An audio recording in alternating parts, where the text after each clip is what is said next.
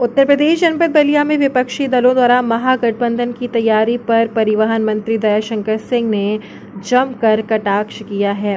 कहा 2024 के चुनाव में मोदी की सुनामी होगी जिसमें विपक्ष खत्म हो जाएगा और उत्तर प्रदेश में 80 के 80 सीटें भाजपा जीतेगी। वहीं बिहार के सीएम नीतीश के सवाल पर कहा कि भ्रष्टाचार को खत्म करने वाले भ्रष्टाचारियों के गोद में जाकर बैठ गए हैं।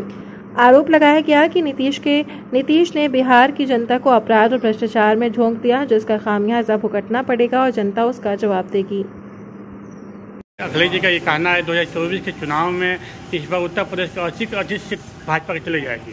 क्या कहेंगे?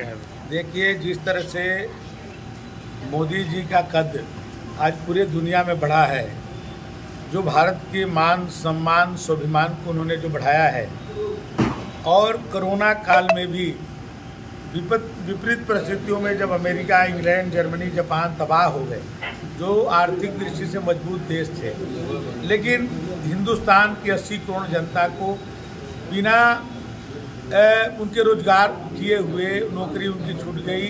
उसके बावजूद भी कोई भूखा नहीं रहा, किसी घर में एक दिन जो है चूल्हा न जला हो ऐसी कोई बात नहीं हुई। और नमक, तेल, चीनी तक की व्यवस्था और अन्नप्राशन से लेकर के बिटिया की शादी तक की व्यवस्था, उसकी पढ़ाई तक की व्यवस्था सब सरकार कर रही है।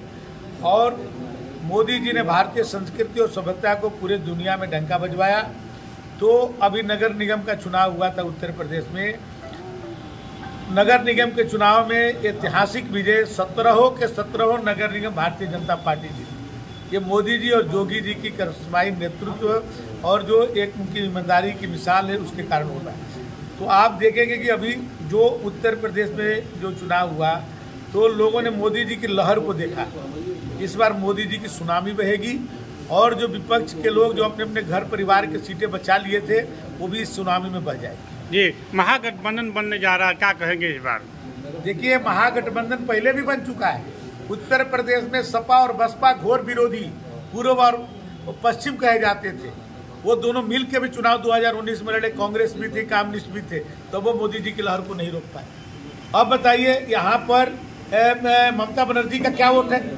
यहाँ चंद्रशेखर जी जो अपने तेलंगाना के मुख्यमंत्री हैं, उनका क्या वोट है उत्तर प्रदेश में? तो उनका जो महागठबंधन है उससे क्या वो है? जब मायावती जी 4 बार की मुख्यमंत्री रही हैं, उनसे गठबंधन करके, जो 50 साल देश पर जिसने शासन किया कांग्रेस, उससे गठबंधन करके ये लोग कुछ नहीं कर पाए।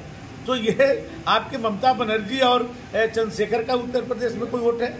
तो इसलिए सुनामी बहेगी मोदी जी की और 80 की 80 सीटें भाजपा की। नीतीश कुमार का कहना है इस बार भाजपा चली जाएगी, गारंटी दे रहे हैं उन लोग।